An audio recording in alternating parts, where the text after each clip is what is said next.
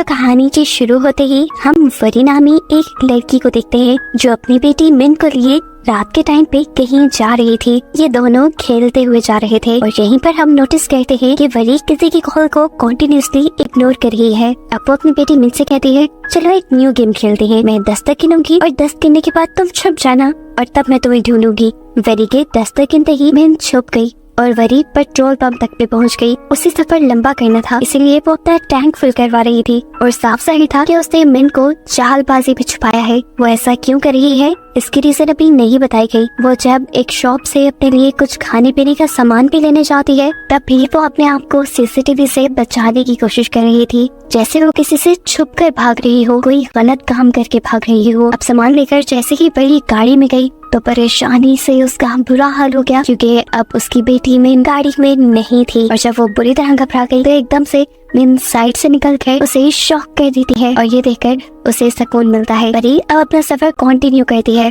अब तो उसे नींद भी आ रही थी, इसी के चलते वो एक बुरे ट्रक से होने वाले एक्सीडेंट से भी बची, जिसके बाद उसने फैसला किया कि वो गाड़ी को साइड पे लगा कर थोड़ी देर सो जाएगी और फिर उठ के सफर कंटिन्यू करेगी। सुबह उसकी आँख गाड़ी की विंडो पर होने वाली नॉक से खुली और अपने पास पुलिस को देखकर वो इस तरह घबरा गई जैसे पुलिस उसे पकड़ने आई हो, लेकिन ऐसा कुछ नहीं था। पुलिस ने उसे कहा, आपको यहाँ से चले जाना चाहिए, ये इलाका सेफ नहीं, यहाँ पर डाकू आते हैं। आपकी किस्मत अच्छी थी कि आपके साथ ऐसा कुछ नहीं हुआ। पुलिस की बात मानते हुए वो वहाँ से चली जाती है, लेकिन जाते हुए उसने इस चीज का जरूर ख्याल रखा कि पुलिस वाला ना उसका पीछा कर रहा था ना उस पर नजर रखे हुए था। फाइनली अब वो अपनी मॉम के घर पहुँच गयी जो एक वीरान सुनसान इलाके में था, जहाँ आकर वरी मिन को लिए अपने रूम में चली जाती है जहाँ वो बचपन में रहा करती थी।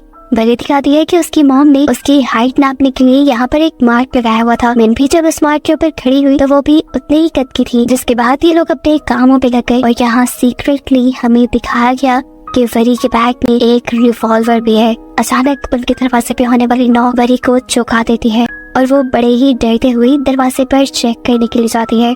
जाने से पहले उसने मिन से कहा था कि तुम पर्दे बिल्कुल नहीं हिलाओगी। उसने गेट खोला तो सामने इस घर के केयर टेकर थे। ये देखकर उसे सांस में सांस आई। इनका नाम वनीत था और ये बचपन से ही वेरी के घर की हिफाजत किया करते थे। ये वेरी की मॉम के ड्राइवर थे। अभी भी वेरी ने इनसे कुछ अपने काम की चीजें मंगवाई थी। जिसके बाद ये आदमी उससे कहकर जाता है, इसके अलावा अगर आपको किसी भी चीज की जरूरत हो तो मेरा घर पास में ही है, मुझे बुला लीजिएगा। ये बात कहकर वो जाने वाले थे कि अचानक उन्होंने वरी के रूम के पर्दे हिलते हुए देखे और ये चीज वरी ने भी नोटिस कर ली। उनके जाने के बाद वो फौरन कमरे में आई और मिन को डांटने लगी, मेरे मना करने के बावजूद भी तुमने पर्दे क्यों खोले? लेकिन मिन मना कर रही थी। उसने कहा, मैंने ये पर्दे नहीं खोले, मैं झूठ नहीं बोल रही मॉम। लेकिन वरी को उसकी किसी बात पे यकीन नहीं था क्योंकि अगर मिन ने पर्दे नहीं खोले तो फिर किसने खोले? ये सब करने के बाद वरी अपना सामान सेट करती है जहाँ उसके सामान में हमें बहुत सारा कैश भी दिखाई देता है, जिसे वो छुपा कर वॉशरूम में चली जाती है। और जब वो मुँह हाथ धो रही थी तो उसे ऐसा फील हुआ जैसे उसके कंधे पर किसी ने हाथ रखा हो, लेकिन उसके पीछे कोई नहीं था। इसलिए उसे लगा कि शायद ही उसका वहम होगा। खाना खाने के बाद वरी और मिन टीवी देखने के लिए बैठ जाते हैं, लेकिन टीवी के ऑन होते ही उन्हें टीवी के अंदर एक अजीब और गरीब सा साया दिखाई देता है, जिसे देखते ही मिन डर जाती है और टीवी भी फौरन बंद हो जाता है। क्या वरी को भी अब हल्का सा डर लगा था, लेकिन वो मिन को ये सब शो नहीं कर सकती थी, इसलिए वो मिन को लिए सोने चली जाती है। रूम में जाने से पहले इन्हें वहाँ पर एक लॉक कमरा दिखाई देता है, जिसके बारे में विन जब वरी से पूछते हैं कि इसके अंदर क्या है तो वरी जवाब में कहती है, इसके बारे में तो मुझे भी कुछ नहीं पता क्योंकि आज तक मैं इस कमरे में गई ही नहीं। खैर अब अगला दिन हो जाता है। वरी और मिन जब खाना खा रहे थे तो एकदम से दोबारा उनके घर की लाइट फ्लिकर होने लगी और इसी टाइम पर मिन को वरी के पीछे एक बहुत ही खतरनाक भूत दिखाई दिया, जिसे देखकर वो चिल्ला दी। वरी को लगा कि शायद मिन अंधेरे से डर रही है और फिर उसे याद आया कि उसके घर पर तो जनरेटर भी है। वो मिन को लिए जनरेटर ऑन करने के लिए चली गई, जहाँ जाने पर उसने देखा कि वो जनरेटर बहुत बड़ा था। ये जनरेटर तो किसी मिल को बिजली सप्लाई करने वाला लगता था। इतने सालों बाद भी एक बटन चलाने पर ये जनरेटर ऑन हो जाता है और घर में लाइट वापस आ जाती है। अब रात बहुत अच्छे से गुजरी। अगली सुबह उठकर मिन और वरी खेलने लग जाते हैं। वो लोग छुपने वाली गेम खेल रहे थे। वरी बेड के नीचे छुप जाती है और मिन को उसे ढूंढना था। जिस रूम में वरी छुपी हुई थी उसी रूम में मिन भी आई, लेकिन बेड के नीचे चेक किए बगैर वो चली गई। ऐसे में वरी उसे सरप्राइज देने के लिए बेड के नीचे से निकलकर उसके पीछे गई तो उसने देखा कि मिन खेलना छोड़कर ड्राइंग करने चली गई है। मिन ने इस टाइम मास्क पहना था, ये उसके पास कहाँ से आया था? वरी ने सोचा ही नहीं। अभी वो मिन को देख रही थी कि एकदम से मिन ने ही आकर उसे पकड़ लिया और वरी होश में आई। उसने देखा कि मिन तो उसके पास खड़ी थी, सामने चेयर पे जो मिन बैठी थी आखिर वो कौन थी? क्या उसका वहम था वो मास्क पहनी हुई मिन? क्या सच में ही कोई आत्मा उनके इस घर में रहती थी? वरी इन चीजों को अपने सर पे सवार नहीं करती, लेकिन रात में इनके साथ दोबारा ऐसा ही खतरनाक वाकया होता है। मिन को एक खौफनाक दिखने वाली भूत डराती है, जिससे मिन इतना ज्यादा डर चुकी थी कि अब वो इस घर में रहना भी नहीं चाहती थी। वो सोल या जो कुछ भी इस घर में था वो ज्यादा मिन को ही तंग कर रहा था। परी भी उसे देखकर परेशान हो गई, क्योंकि मिन हर हाल में ये घर छोड़ना चाहती थी। बड़ी मुश्किल से वरी मिन को समझाकर सुलाते हैं, देखो अब हम आपके डैड के घर नहीं जा सकते, वो घर हमारा नहीं रहा, हमारे पास सिर्फ एक ही घर है और हमें इसी में रहना होगा। अब जब सुबह हुई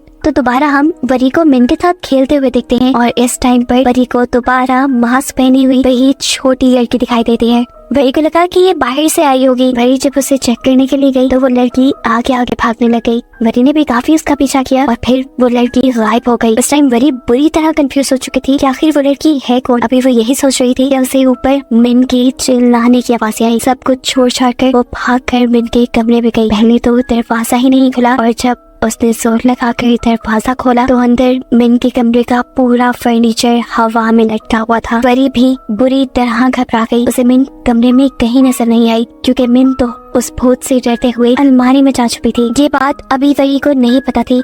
एकदम से अलमारी के दरवाजे भी बंद हो जाते हैं और कमरे का सारा सामान धड़ाम से नीचे गिर जाता है। वरी जोर जोर से मिन मिन कहकर चिल्लाती है, लेकिन मिन कहीं नहीं थी। उसने हर जगह चेक किया, अलमारी भी खोलकर चेक की, लेकिन मिन उसे कहीं नहीं मिली। उसने पूरा घर छान मारा। वो टॉर्च लेकर जंगल में भी गई, लेकिन मिन जब उसे कहीं नहीं मिली तो फिर थक हार कर उसने पुलिस में रिपोर्ट करवाने का सोचा। इंस्पेक्टर अब वरी की कंप्लेन करने पर आ जाती है। घर में आते ही उसने जो सबसे पहले नोटिस किया वो वरी के मुंह के निशान थे। घर की एंट्रेंस की टाइल टूटी हुई थी। ऊपर जब वो देखती है तो ऊपर का शैंडियर भी टूटा हुआ था। ऐसा लग रहा था कि जैसे शैंडियर के गिरने से ही ये टाइल्स टूटी होंगी। वो अब वरी से ही इन्वेस्टिगेशन शुरू कर देती है। तब वरी उसे रात में होने वाली सारी चीजें बताती है कि कैसे एक बच्ची उसे नजर आई और जब वो उस बच्ची का पीछा करने गई तो बाद में कमरे में आने पर मिन गायब थी और मिन के रूम का सारा फर्नीचर हवा में था। इंस्पेक्टर को वरी की इस कहानी पे बिल्कुल यकीन नहीं था।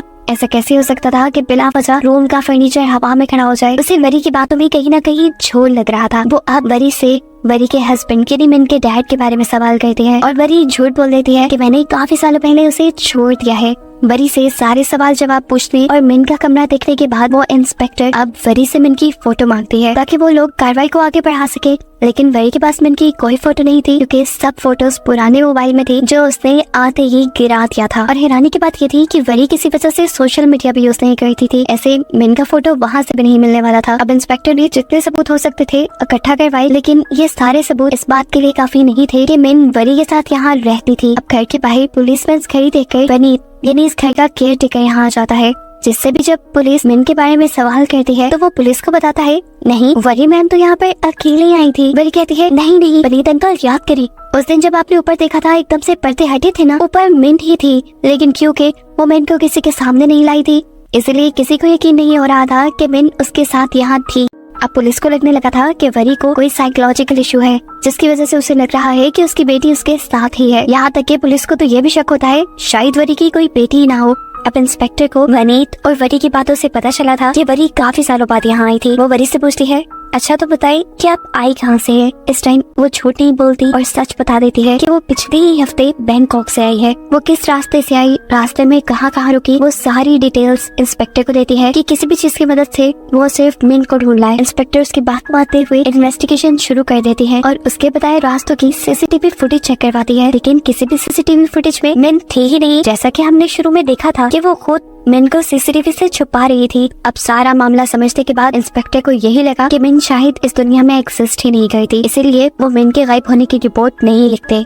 एक रात तो वरी भी खामोश हो गई, लेकिन फिर उससे रहा नहीं गया। परेशानी में पागल हुए पुलिस स्टेशन जाकर उससे सब कुछ साफ साफ बता दिया कि मैं झूठ नहीं बोल रही, मेरी एक बेटी है और मैं उसे एक ही हफ्ता पहले बैंकॉक से लेकर आई हूँ, बहुत मुश्किल से अपने हस्बैंड से बचाकर। मेरे हस्बैंड मुझे मारते थे, इसी वजह से मैं छुपकर यहाँ आ गई। उसने अब ये भी सच बता दिया था कि आने से पहले उसने अपने हस्बैंड पर जानलेवा हमला किया था। अपने हस्बैंड पर उसने गोली चलाई थी और ये बताते हुए वो रो पड़ी, क्योंकि अब वो भी मुलजिम थी, पुलिस उसके ऊपर भी केस बना सकती थी। यहाँ पर वरी पुलिस से भी कहती है मुझे शक है कि मेरे हस्बैंड ने ही मिन को कहीं गायब किया होगा, वो बहुत पावरफुल है वो जर्नल है। पुलिस वालों को इंसिस्ट करने पर वरी अब अपने हस्बैंड को कॉल मिलाती है और गुस्से में उसे डांटने लग जाती है कि मैं जानती हूँ तुमने ही मिन को किडनैप करवाया है, अगर तुम्हें पता है मेरी बेटी के बारे में तो मुझे बता दो। लेकिन जवाब में उसका हस्बैंड कहता है पागल तो नहीं हो गई, मैं तो ये भी नहीं जानती कि तुम भाग कर गई कहाँ पर, मैं मिन को कहाँ से किडनैप करवाऊंगा और क्या हुआ है मेरी बेटी को। ऐसे बहसबाजी देखने पर इंस्पेक्टर ने वरी के हाथ से फोन ले लिया और खुद वरी के हस्बैंड से बात करने लगी। उसको सारा मामला बताया कि कैसे वरी गायब हुई है। इंस्पेक्टर उसके डैड से कुछ फोटोज मंगवाती है मिन की और अब फाइनली रिपोर्ट फाइल होकर मिन को ढूंढने की कार्रवाई शुरू हो जाती है। वरी के अंकल वनी, पुलिस इंस्पेक्टर, बहुत सारी पुलिस फोर्स और गाँव वालों के साथ वरी खुद जंगल के अंदर जाते हैं, लेकिन घंटों की छानबीन करने के बावजूद उन्हें मिन वहाँ कहीं नहीं मिलती। थका कर इंस्पेक्टर वरी को लेकर वापस आने लगते हैं। अब बारिश भी हो रही थी। इंस्पेक्टर का बारिश में बैठना बिल्कुल भी सेफ नहीं था, इसलिए वो लोग वरी के घर पे आ गए। अब इस घर में आने पर इंस्पेक्टर को वो रूम नजर आता है जिसके ऊपर ताला लगा हुआ था। इंस्पेक्टर इस रूम के बारे में पूछती है तो वही जवाब देती है कि ये रूम कई सालों से बंद है, इसे तो मैंने भी कभी नहीं देखा।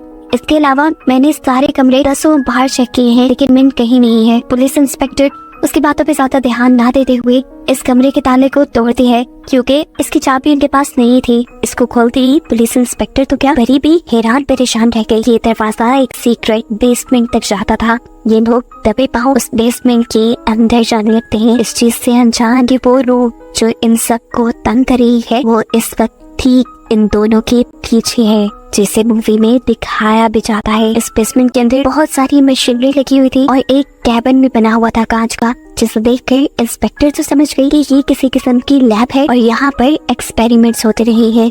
लेकिन वरी सच में इन चीजों के बारे में नहीं जानती थी। मिरर के कैबिन के ठीक ऊपर ब्लैक कलर का गोल सर्कल बना हुआ था, जैसे किसी चीज के जलने की वजह से बना हो, लेकिन शॉर्ट सर्किट की वजह से इतना प्रॉपर गोल सर्कल बनना पॉसिबल नहीं था। ये लोग जब चेक करते हैं तो इसी बेसमेंट के ठीक ऊपर वाले रूम में फ्लोर पर भी ऐसा ही सर्कल था और इससे ऊपर जो रूम था वरी का, वहाँ के फ्लोर पे भी सेम ऐसा ही ब्लैक सर्कल था और ऊपर वाले होल के ऊपर वही अलमारी थी जिसके अंदर से मिन गायब हुई थी। इन चीजों को देख और सुनकर तो फोरेंसिक वाले भी बहुत हैरान थे। बहुत सी कोशिशों के बावजूद भी इन लोगों को मिन कहीं नहीं मिलती और नाचार इंस्पेक्टर को वरी को ये कहना पड़ता है कि उन्हें मिन कहीं नहीं मिली और ना ही मिन के मिलने की उन्हें कोई उम्मीद है। उदास परेशान वरी उन्हें कुछ भी ना कह सकी और अपने घर रुक गई। इंस्पेक्टर वगैरह सब चले गए और रात भी हो गई। वो जैसे ही अपने बिस्तर पर सोने के लिए लेटी तो उसे फील हुआ जैसे कोई उसके घर पे घुस आया है। ये मिन भी तो हो सकती थी या कोई और। वो डर कर इंस्पेक्टर को कॉल कर देती है कि कोई इसके घर में घुस आया है और फिर अपने हाथ में गन लिए आहिस्ता आहिस्ता चेक करने के लिए जाती है। करीब आकर वरी ने देखा कि छोटी बच्ची जो मिन ही लग रही है वो 1 से 20 तक लेकर गिनती गिन रही है। वो जैसे ही इस बच्चे के पास जाती है तो वो बच्ची भागकर मिन के कमरे में चली जाती है। जहाँ जाकर वरी ने देखा कि सारा सामान पहले की तरह ही हवा में लटका हुआ है और ये देखकर वो बहुत ज्यादा डर गई। वो लड़की अलमारी में जा घुसी थी। उसे देखने के लिए वरी ने जैसे ही अलमारी खोली तो उस लड़की ने वरी को भी अंदर खींच लिया और वरी को ऐसा लगा जैसे वो कोई बहुत ही गहरे कुएं में जा गिरी हो। वो गिरती रही यहाँ तक के बेहोश हो गई। कुछ देर बाद जब उसे होश आया तो वो उसी शीशे के सेल में थी जो हमने उसके घर पर देखा था। इस टाइम उसके सामने उसकी मॉम थी, जिसे देखकर वो खुद भी हैरान रह गई। अपनी मॉम को देखकर वरी को वरी का बचपन याद आ गया। वो जब वो अपनी फैमिली के साथ टाइम स्पेंड करने के लिए तरसती थी, अपनी मॉम के साथ टाइम स्पेंड करने के लिए तरसती थी। वक्त था कि 1991 का सीन सारे पास्ट में जा चुके हैं और हम वरी की बचपन की कहानी देख रहे हैं। वरी बहुत ज्यादा एक्साइटेड है क्योंकि आज उसे अपने मॉम डैड के साथ सैर के लिए जाना है, लेकिन अनफॉर्चुनेटली उसकी मॉम को साइट से कॉल आती है और पता चलता है कि डैम में कुछ गड़बड़ी आ गई है, जिसकी वजह से उसे फौरन ही डैम के लिए निकलना पड़ जाता है और आज भी वरी का प्लान कैंसिल हो जाता है। यहाँ पर हमें रिवील होता है कि वरी की मॉम एक इंजीनियर थी। इन लोगों की बातों से यहाँ हमें पता चलता है कि ये लोग यहाँ पर जो कुछ भी बना रहे थे या कर रहे थे उसमें पिछली 35 बार से ये लोग नाकाम हो चुके हैं, लेकिन इस मरतबा उन्हें उम्मीद है कि उनकी बनाई चीजें काम कर जाएंगी। आज 36वीं बार बहुत सारी उम्मीद लेकर इन्होंने दोबारा से वो मशीन ऑन की और मशीन ऑन करते ही इन्हें कुछ चीज देखने को मिला। जमीन जोर से हिली और इनके बनाए कंटेनर के ऊपर एक ब्लैक होल बन गया। बादलों का एक ब्लैक सर्कल जिसके अंदर से बिजलियां भी चमक रही थी और उसके अंदर कहीं से एक सैंडल भी आकर गिरा, जिस चीज से हमें पता चला कि असल में वरी की मॉम टाइम मशीन बना रही है और ये सैंडल यहाँ किसी और टाइमलाइन से आकर गिरा है। इन सभी चीजों को लेकर वरी की मॉम अब बहुत ज्यादा एक्साइटेड हो चुकी थी। उसे जल्द से जल्द अब टाइम ट्रेवल को पॉसिबल बनाना था, लेकिन अभी भी इस मशीन में बहुत सारी कमियां थी जो उसे पूरी करनी थी। अब वरी की मॉम जैसे ही कह रही तो आकर देखा कि उसकी फैमिली का मूड बहुत ज्यादा खराब था, क्योंकि आज वो अपनी फैमिली का सारा ट्रिप स्पॉइल कर गई थी। ऐसे में उसके हस्बैंड भी उस पर चिल्ला देते हैं कि आखिर करती क्या रहती हो, फैमिली की जिम्मेदारियां है तुम पर, वरी है तुम्हारे पास। और गुस्से में वो भी कह देती है मेरे पास टाइम नहीं है वरी को पालने का। और ये बात वरी सुन चुकी थी और वरी इस बात से अंदर तक टूट गई। अपनी इस बात का खमियाजा भुगतने के लिए अगले दिन वरी की मॉम ने वरी के साथ दोबारा ट्रिप प्लान किया, लेकिन रास्ते में भी उसका सारा ध्यान अपने टाइम मशीन वाले एक्सपेरिमेंट पर था। एक मरतबा फिर इसी चीज को लेकर उसकी और उसके हस्बैंड के दरमियान में बहस हो गई। बहस इतनी बढ़ गई कि गुस्से में वरी की मॉम ने खुद स्टीयरिंग व्हील पकड़कर गाड़ी साइड पे लगाई और गाड़ी से उतर गई। वरी पीछे से कहती रह गई मॉम मत जाए वहाँ पर, लेकिन वरी की मॉम ने एक नहीं सुनी और एकदम से पीछे से एक ट्रक ने आकर वरी और उसके डैड की कार को हिट कर दिया। वो दोनों मारे गए। यानी यहाँ पर एक सबसे बड़ा ट्विस्ट ये रिवील होता है कि मूवी की जिस मेन कैरेक्टर वरी को हम देख रहे थे वो तो आज से कई साल पहले यानी 1991 में ही मारी गई थी। तो अब कौन सी वरी थी ये दिन था 14 मार्च 1991 का।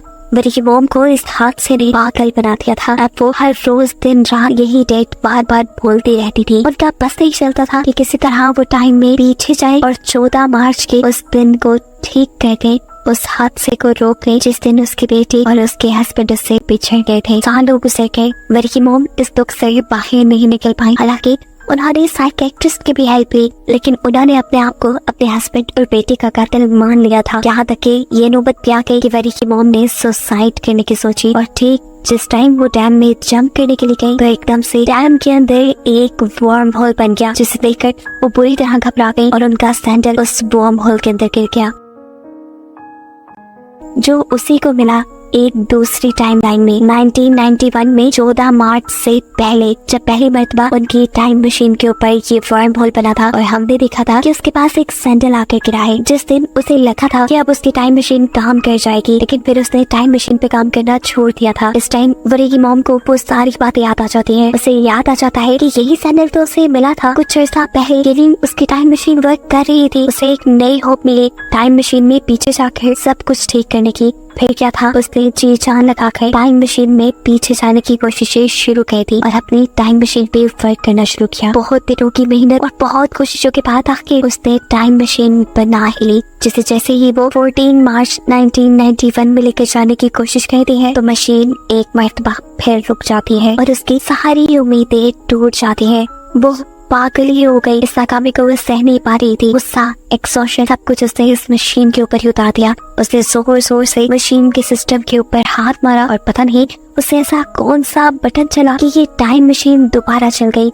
मेयर कैबिन के ऊपर एक और मर्तबा ब्लैक होल बना और उस कैबिन के अंदर मिन आ गिरी। यानी साफ मतलब था उस दिन मिन जब गायब हुई थी तो उसे किसी जिन ने गायब नहीं किया था, बल्कि उस कबर्ड के अंदर एक वर्म होल बन गया था जिससे 2024 की टाइमलाइन को इस टाइमलाइन से यानी 1991 वाली टाइमलाइन से ला मिलाया था। ये तो बहुत ज्यादा वरी जैसे ही दिख रही थी। वरी की मॉम को ये लगने लगा कि वरी ना सही तो ये बच्ची ही सही, उसकी आखिरी दिनों का सहारा। इस बच्ची यानी मिन को उठाकर वो बेडरूम में ले आई। मिन सोती रही और जब उसे जाग आई तो उसे ये महसूस ही नहीं हुआ कि वो कहीं और आ गई है, क्योंकि घर तो ये बिल्कुल पहले जैसा ही था। अब उसने पूरे घर में अपनी मॉम को यानी वरी को ढूंढना शुरू किया, लेकिन वरी कहीं नहीं मिल रही थी। उसने जोर जोर से वरी को आवाज़ें दी, लेकिन वरी के ना मिलने पर वो रोने लगी। यहाँ देखने को मिलता है कि वरी की मॉम उसे चुप करवाती हैं, उसे प्यार करती हैं, ऐसे जैसे उन्होंने वरी को भी नहीं करवाया था। अब वो अपनी पुरानी गलतियां नहीं दोहराना चाहती थी, वो उसे इग्नोर बिल्कुल नहीं करने वाली थी। यहाँ पर हमें वनीत को भी दिखाया जाता है, यानी वही आदमी जिसे हमने कहानी के शुरू में वरी के साथ भी देखा है। ये वरी की मॉम की ड्राइवर थे।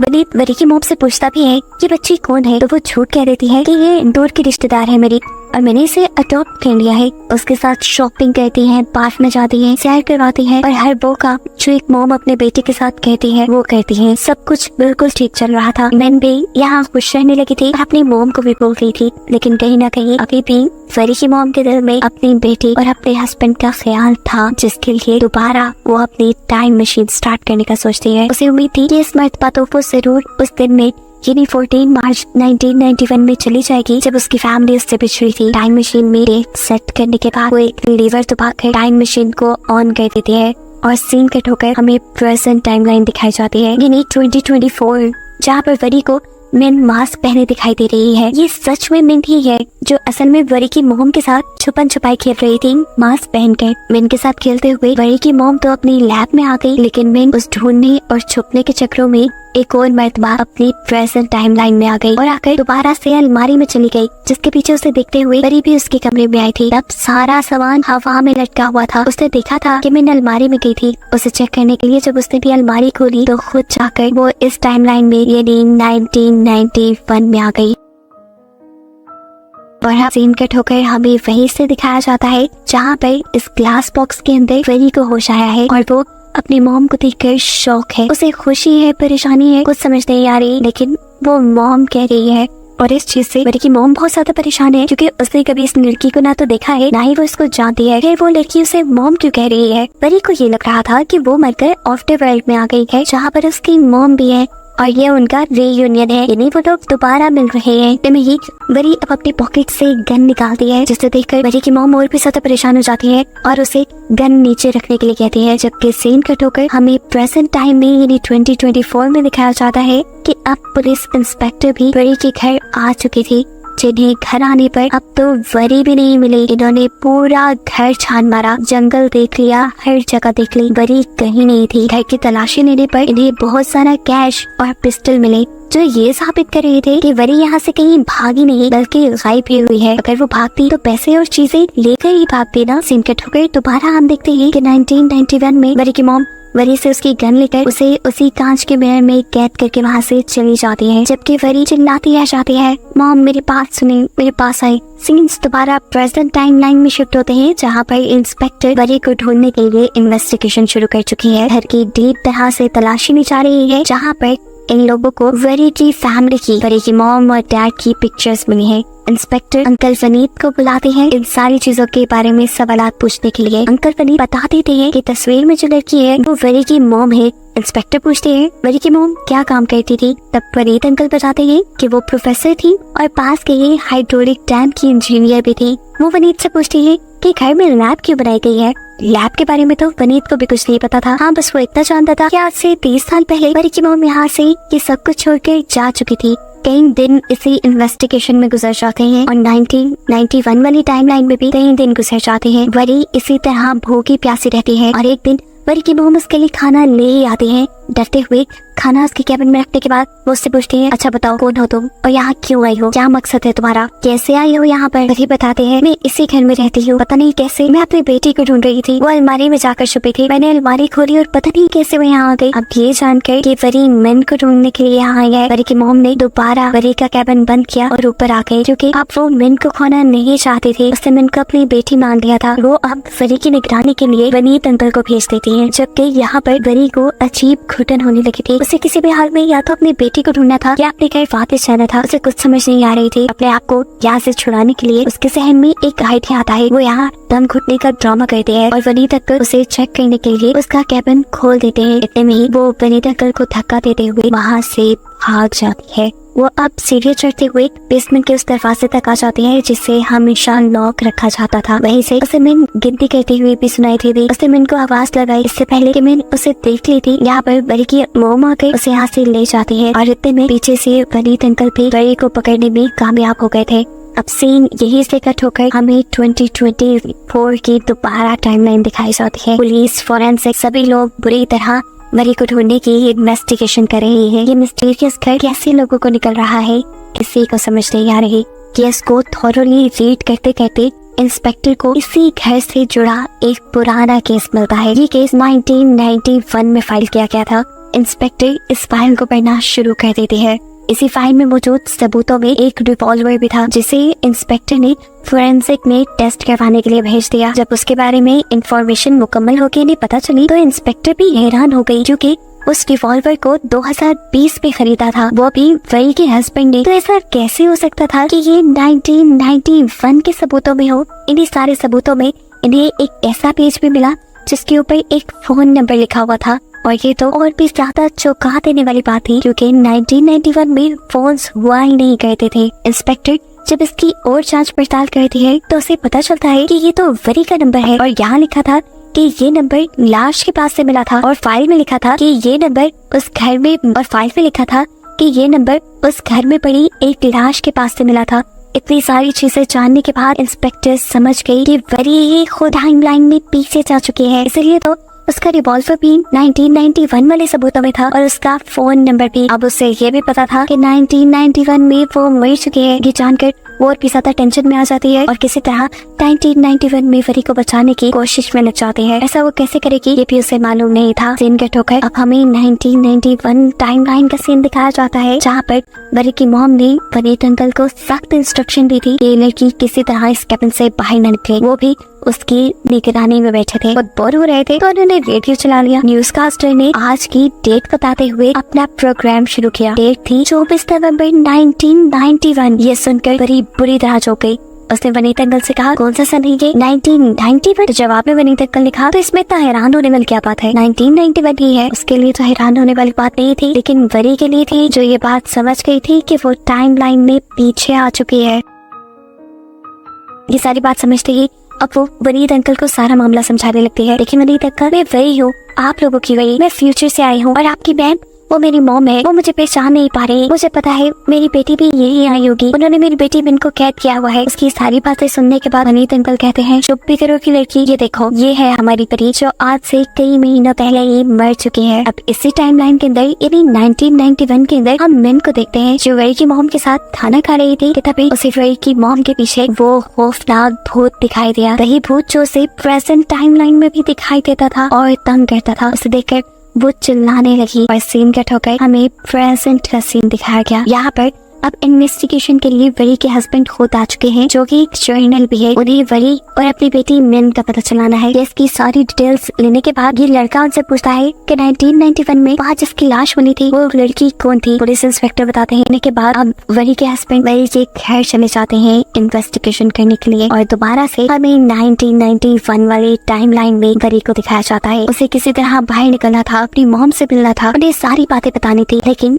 ये वनीत अंकल कुछ करने ही नहीं दे रहे थे। उसकी बातों से पक से अब वो तंग आ गए। ये सारी बातों का यकीन दिलाने के लिए वो बार बार बोल बोल के अपनी बातें समझाने की कोशिश करती है, लेकिन वनीत अंकल की बक से तंग आ जाते हैं और उसका कैबिन लॉक करते हुए बेसमेंट से बाहर आकर पहरा देने लगते हैं। और इस टाइम पर वरी को गुस्सा आ जाता है। अपने इस गुस्से में इस शेड्यूल भी वो जैसे पागल हो जाती है और अपने कैबिन का कांच ही तोड़ डालती है। इस चीज का अंदाजा जैसे ही वनीत अंकल को हुआ, वो भी फौरन उसे पकड़ने के लिए बेसमेंट के अंदर आई, उसे की गन लिए हुए। लेकिन इससे पहले कि वो ये गन चला देते, वरी एकदम से उनके ऊपर ही हमला कर देती है और उन्हें नीचे गिराकर जमीन पर पड़ा हुआ कांच उनकी आंख में छुपा देती है, यानी आंख में स्टैब कर देती है, जिससे उनकी आंख पूरी तरह फट गई। और 2024 में आज तक उनकी आंख पे ये निशान देखा जा सकता है। वरी उनको मार भी सकती थी, लेकिन उसने नहीं मारा, क्योंकि उसे वनीत अंकल से काफी लगाव था। वो अब बेसमेंट से बाहर निकल आई अपनी बेटी यानी मिन को ढूंढने के लिए। थोड़ा बहुत ढूंढने के बाद उसे मिन एक कमरे में सोई हुई मिल भी गई, जिसे देखकर उसकी जान बचान आई। लेकिन इससे पहले कि वो ऐसा कहती, उसकी मॉम उसके सामने आ जाती है और एक झटके से वरी को मिन से दूर करते हुए कमरे से बाहर ले आती है। उन्होंने धक्का देते हुए वरी को रेलिंग के साथ लगा दिया और पूछा, कौन हो तुम, क्या चाहती हो? वरी अब भी यही बोली, मैं आपकी बेटी हूँ और मिन मेरी बेटी है। पता नहीं कैसे, लेकिन 2024 से मैं यहाँ पर आ गई। मैं आपकी बेटी को नहीं मारना चाहती, मेरा ऐसा कोई गलत प्रोग्राम नहीं है। वरी की मॉम ये सब समझ भी सकती थी। टाइम मशीन तो उसने खुद बनाई थी, लेकिन उसे ये डर लग रहा था कि कहीं ये वरी मिन को ले ना जाए, उसकी बेटी उससे छीन ना ले, इसलिए वो उसकी बात नहीं सुनती और उसे ड्रिलिंग से धक्का दे देती है। उसका सर पहले शैंडियर से टकराता है और नीचे गिरने के बाद शैंडियर आकर उसके मुंह में गिर जाता है, जिससे उसकी मौत हो जाती है और उसका चेहरा भी जल जाता है। ऐसे में कोई भी उसे देखकर पहचान नहीं पाया कि ये वरी ही है। यहाँ 2024 की टाइमलाइन में जहाँ इंस्पेक्टर इस सारे केस के ऊपर रिसर्च कर रहे थे, उन्हें भी वरी का जला हुआ चेहरा नजर आ रहा था, इसलिए वो नहीं आए कि ये वरी ही है। लेकिन अब इस इंस्पेक्टर को बहुत कुछ जानने के बाद समझ आ गई थी कि 1991 में जिस लड़की की डेड बॉडी मिली थी, जिसे 1991 में कोई भी आइडेंटिफाई नहीं कर पाया था, किसी ने भी पहचाना नहीं था, वो असल में वरी की ये बॉडी थी जो न जाने कैसे लेकिन एक पिछली टाइमलाइन में चली गई थी। ये सब जानने के बाद उसकी आंखों से आंसू टप टप गिरने लग जाते हैं और इतने में वरी के हस्बैंड पुलिस की पूरी टीम लिए इस घर पे भी पहुंच जाते हैं। उसे देखते ही इंस्पेक्टर पागलों की तरह उसके ऊपर हमला कर देती है और उसे नीचे गिराकर वो मारने लगती है, ये कहते हुए कि सिर्फ तुम्हारी वजह से वरी का यह हाल हुआ। वरी को क्या हुआ था उन्हें तो पता ही नहीं था, वो तो यही कंफ्यूज खड़े हुए थे। अब इंस्पेक्टर उनके मुंह पे फाइल वाला एल्बम मारती है और कहती है ये लो अपनी वरी की डेड बॉडी की फोटोज, इससे ज्यादा तुम्हें कुछ नहीं मिलने वाला। ये कहकर वो वहाँ से चली गई। जबकि 1991 की टाइमलाइन में हम देखते हैं कि वरी के मरने के बाद वरी का फोरेंसिक करने के लिए पूरी टीम आ चुकी थी।